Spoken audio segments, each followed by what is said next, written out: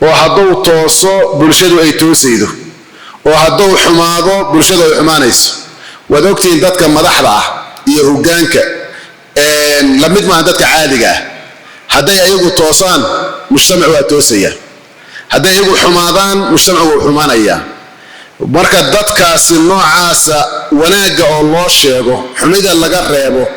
nabigu wuxuu ku tilmaamay afdalu jihad midka ugu fadliga badan alayhi salatu wasalaam oo nabiga ka ansaxday inuu yiri afdalu jihadin kalimatu adlin inda sultanin jair waxa ugu fadli badan jihad qofka uu jihado jihadka asalki fadligiisa waa la og yahay waa dirwatu sinam alislam islaamka kuriska uu sareeyo caalamka uu sareeyo weeyaan والنبي وحكير وحقوق فضل بدن جهاد كلمة حقه وعدالته واللغوير هذا هرتيس من ظالمه لظهر شاب ولو مسلم بهنغده سلطان وقفك المسؤول كواصطلاح سلطان وقت يرى الله استعماله أما سلطان ده أما مدحوينه ده أما رئيس وزراء ده أما مقعد وتوبيح وإصلاحات أما بغر وبيحه قفك عنه جانك اللحيو الذي له سلطنة على الناس ذاتك الدش وذا قفك معمول كله أيها اللي يرى سلطانك اللوتي ده قفك عسي وقف أودي وحصور تجلأه إنه مارة لقبقه ولا قعب صدا صور تجلأه قفك مؤمنين توحى لقد دونيا إليس كجنبا وهذا ظلم كو أركان أي رادان استاج وظلم واحد سمين يساه صوصنا hadday khayr oo sameeyana in lagu kaalmeeyo gacan lagu siiyo lagu sii tartarsiiyo waad fiican tahay hore u socon yiraahdo maarta khayr allah ku siiyo meeshaas waxa ka dhalanaya bulshadu inay fayuubaato ayaa ka dhalanaya laakiin haddaan mudahana ku sameeyno oo ninkii dhaalimka ahaa aan ku leeyahay sama ku waaro soco soo saxma waxa weeyaan u sacbino aan margaraysa arinta raali ku noqono waxa ka dhalanaya sida aayaadka iyo xadiis aan akhrin doono xaqiiqaduna ay tahay ayaa ka dhalanaya ummadaas uma degta dulmigu ku faafo liidata umadaha ka harta xadaarada aan lahayn ay noqonaya marka mas'aladani waa mas'ala muhiim oo ah bulshada inay wanaaga soo waxa jira bulshooyin aan islaam ahayn laakiin aan ogolayn dadka madaxdooda ahi inay ka baxaan wadada lagu heshiiyay inay ka baxaan marna aan ogolayn laakiin dadka islaamka inaan loo nacamleeyo qofka dhaalimka misaladaas waa khatar mas'ala weeyaan cudurro fara badan ayaday ka dhashaan bulshooyinkuna inxiraafka iyagu wadacaa saadarteeda waxa loo baahan yahay dadka in wanaaga loo sheego acmaasha saalixa wanaagsani kuwa ugu waaweyn bay kamid tahay masaladaas waajibka la qaado waxa ka faa'iido ka dhalanaysa dadka wanaaga in loo sheego waxay tahay qofka laftigiisa aad wanaaga u sheegayso xumid aad ka celinayso asagaad badbaadinaysa maslaxad baa ugu jirta inaad maaragtay aad mudaahanayso ama ma garanaysa aad u munaafaqaydo qof aad ku og tahay inuu naar jahannama ku socdo ama meel xun oo ku socdo inaad u munaafaqaydahay asagaad wax u geysatay qofkaas xaqiiqatan u geysanaysa laakiin taageerada uu kaaga baahan yahay waa maxay waa inaad gacanta qabato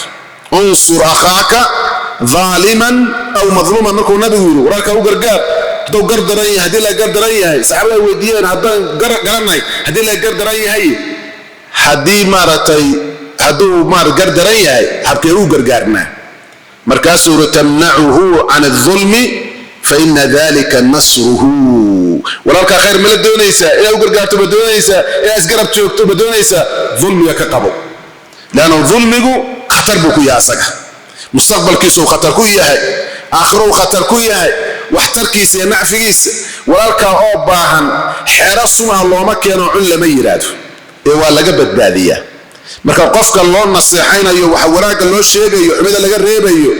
أصدقاء سيد مسلحات أبو تشرتاه سدحات فإذا كليل هذا وحويان مجتمع دمان تود بين مصلحات أبو تشرتاه haddii khayrka dadka aan loo sheegin oo lagu tartarsiin macaasidana aan laga reebinin waxa ka dhalanaya macaasidu inay faafto inay maarta xiida yeelato inay jirid xoog la yeelato inay nin walba gurigiisa soo gasho ayaa ka dhalanaya soo saama dariskaagu diintiisa ku yeelaa haddaad tiraahdo deriskaygu ha iska xumaado shaqa kuma lih ciyaalkiisu daraagada ha iska cuneen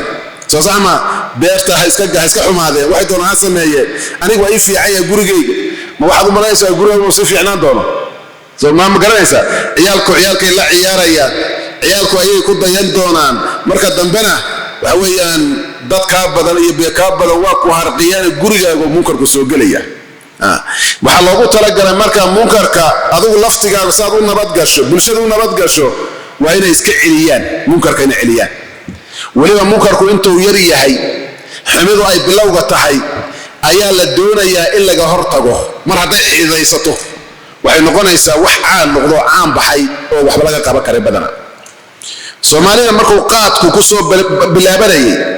maxaad u malaynaysiin haddii laga hortagi lahaa soo sax ma way sahlanaa lahayd markii daraagiskaas maanka iyo maskaxda qaada ee insaanka khatarta ku ah ee basharku maanta uu og yahay dhibka uu leeyahay haddii waqtigoo bilowga ah laga hortagin lahaa soo maanta u faafay uma faafeen laakiin waxaa dabcigaas iskale munkar la sii daayey oo faraha laga qaaday marka uu xidaystay oo xoolihiiba ay qayilayaan biniaadamkii iska dhaaf soo sax ma waa dhaaftay basharkii xoolo waxaad arkaysaa arigii oo ka daba yaacaya iyo iyagoo ka dafaya ninka maarta qayilaya inta derbiga isku soo dejiyaan waxa weeyaan waa faafay marka munkarkaasi waa xidaystay way adag tahay marka